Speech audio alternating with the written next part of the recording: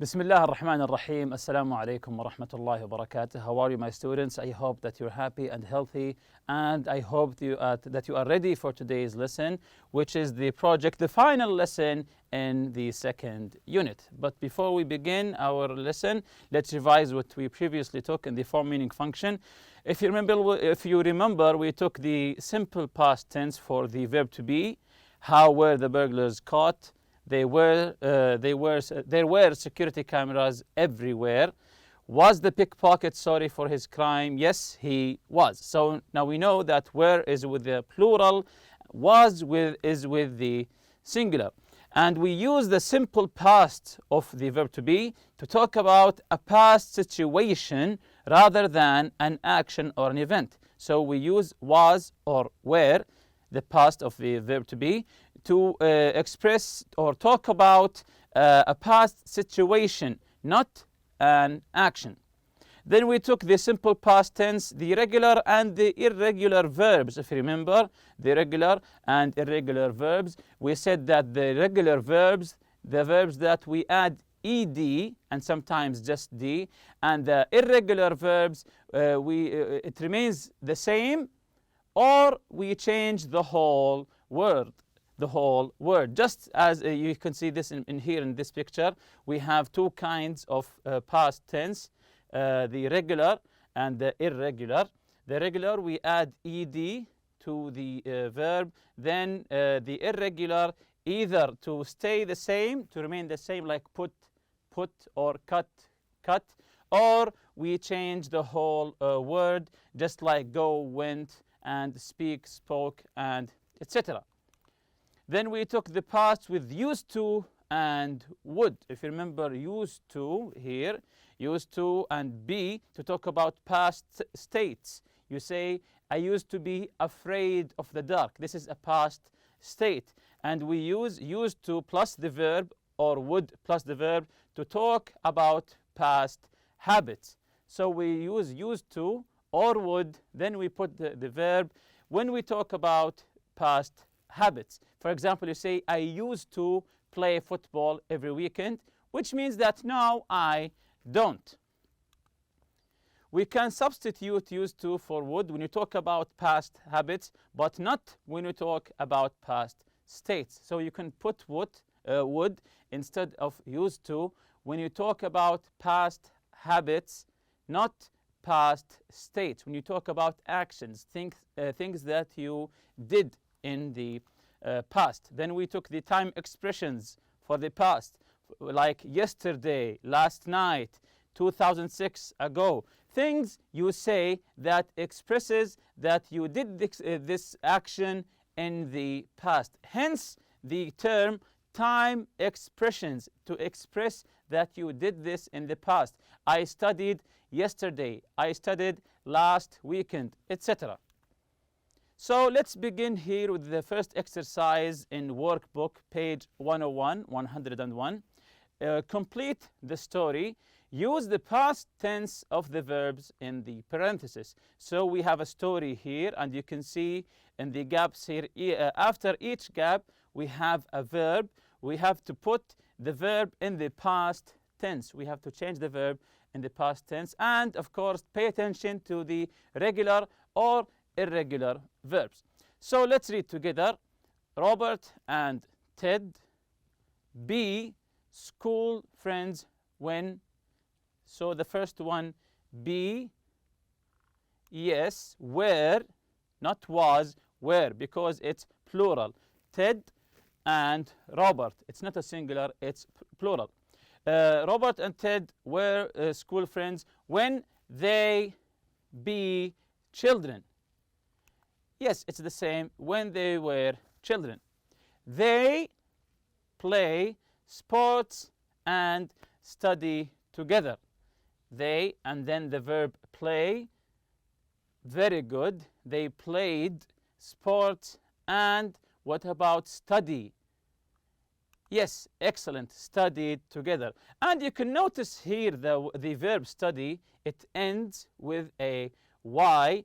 We removed the Y and exchanged it with an I. Then we added the ED. So when a verb ends with a Y, we remove the Y and put I, and we put IED, just like this example here, study, studied. So let's continue. After high school, they not go to the same college. So this is a negative here, not go. How do we put this in the past tense? Very good. They didn't go to the same college. Ted go to Harvard in 2016. This is a past time expression. 2016, it's in the past. So, yes, Ted went to Harvard in 2016. Then he get hired by a detective agency in Geneva. So, then he and the verb get. What's the past tense?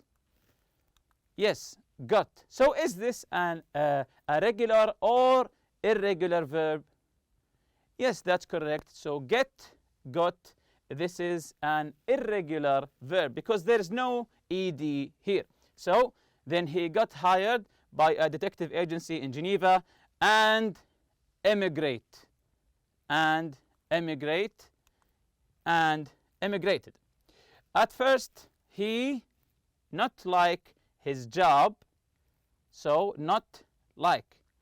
Yes, very good. Didn't like his job because it involved a lot of routine work. The verb involve. Yes, involved. And notice we just added the D. We just added D because involve ends with an E. If a verb ends with an E, we just add the letter D. There's no need to add another E. So again, involved a lot of routine work. He also missed his family a lot. Yes, he missed his family a lot. But after several years, he not want. Yes, didn't want to move back home. Robert stay at home for college. Very good. Robert stayed at home after college. So here the verb stayed. Stayed. We just added ed. We didn't remove the y because, yes, that's correct, because what comes before the y is a vowel. If there's a vowel before the y, we don't remove the y, we just add ed. Unlike study here, before the y there's a consonant, that's why we removed the y. So let's continue here. He not find a job easily. Very good. He didn't find a job easily, so he decided to become a jewel thief. Yes, so he decided to become a jewel thief. At first, he be quite successful. Yes, he was, because we're talking about one person. He was quite successful. He robbed small town stores. Yes, he robbed small town stores and the police never catch him. The verb catch, what's the past tense of the verb catch? Yes, that's correct. Caught. Small town and the police never caught him. Last year, he started to think big. Yes, he started to think big. He want to travel and see the world. Very good. He wanted to travel and see the world. Then 6 months ago, he traveled to Switzerland to take part in a bank robbery. So he, very good, traveled to Switzerland to take part in a bank robbery. A week later, Ted and the verb see. Yes, Ted saw Robert running out of the bank. He recognized him. Very good. He recognized him, so he not arrest him. So he not arrest him. He didn't arrest him. They meet up again last month. The verb meet. Yes, they met up again last month and very good, opened their own detective agency together. So this is the whole story. Very good. So answer the questions about the story in exercise L, which we just read. Answer the questions here. What did Robert and Ted used to do when they were young? Used to do when they were young. What did they used to do when they were young? Very good. They used to play sports and study together. They used to play sports and study together. Did Ted enjoy his job at first? Why or why not? Did he enjoy his job at first? Why or why not? So let's see the answer here. No, he didn't, because it involved a lot of routine work. He got bored because there are a lot of routine work. So the third question here, why did Robert become a thief? Why did Robert decide to become a thief? Okay, let's check the answer together here. He became a thief because he couldn't find a job easily. He was searching for a job. Since he didn't find any, he decided to become a thief. Did Ted want to arrest Robert? Why or why not? When he saw Robert running out of the bank, did Ted want to arrest Robert? Yes or no? Why or why not? Okay, let's check the answer together. No, he didn't, because they were school friends. Because they were school friends, he didn't arrest him. So here's another exercise for you. Match the questions and complete the answers. Use the past progressive. First, we have to match the question with the correct answer. Then we will write the correct form of the verb with the past progressive. For example, the first one here, have you always worked here? This is the question. Have you always worked here? So before we answer before we change the form of the verb, let's check which answer here might fit the first question. Is it A, I teach English? B, they offer a really good salary? C, no, I live with a local family? D, nothing serious except that it always and rain? E, no, a few years ago I work in China. So have you always worked here? Where is the answer that's talking about work? Yes, very good. It's E. No, a few years ago I work in China. So let's change the verb work into a past progressive. Very good. I was working in China. So again, have you always worked here? No. A few years ago, I was working in China. So now you know how do we answer this exercise. So let's go to number 2. What were you doing in China? What were you doing in China? So which letter fits this question? Yes, very good. It's A. What were you doing in China? I teach English. Let's change the verb teach. Yes, I was teaching English. I was teaching English. 3. Were you staying at a hotel? Were you staying at a hotel? He's asking about his accommodation. Were you staying at a hotel? Yes, very good. It's C. No, I live with a local family. So, very good. I was living with a local family. 4. Why did you move there? Why did you move there? Very good. It's B. They offer a really good salary. So they offered him lots and lots of money, salary. So the verb offer here, very good. They were offering, were because the plural they were offering a really good salary. And the last one, did you have any problems? Yes, that's obvious. D, nothing serious, just a little problems, nothing serious, except that, very good, except that it was always raining. Except that it was always raining. So let's jump to today's lesson, the project. Here's the objective for today. Make a PowerPoint presentation about famous crimes, frauds, or blunders. Crimes, frauds, or blunders. So you will learn how to make a PowerPoint presentation. So choose and research one of the following topics. We have 3 topics. You can choose one of them and try to do research about it. The first one, famous crimes. The second one, famous frauds. The third one, famous blunders. Famous crimes, famous frauds, and famous blunders. Number 2, work in pairs or groups. Collect information from different sources and make notes in your organizer. So you have to pair up or groups and exchange ideas. If you remember, brainstorming to get ideas about the topic that you chose. Collect information from each other or from any different sources. You have the internet, of course. Collect information from different sources and make notes while you take information, while you search the information. Remember to take notes in your organizer.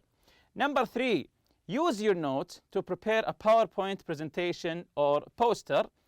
Select photos or pictures or draw your own. You can choose the picture that can support your research or your presentation. You can photo or a picture or a design, or you can draw your own picture. Plan what you're going to present and in what order. You have to remember and be careful with how the order that you are going to present it. In what order you're going to give your presentation.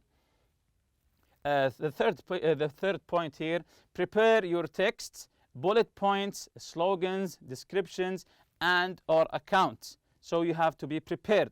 Prepare your text. Share the work. Once you're done, share your work.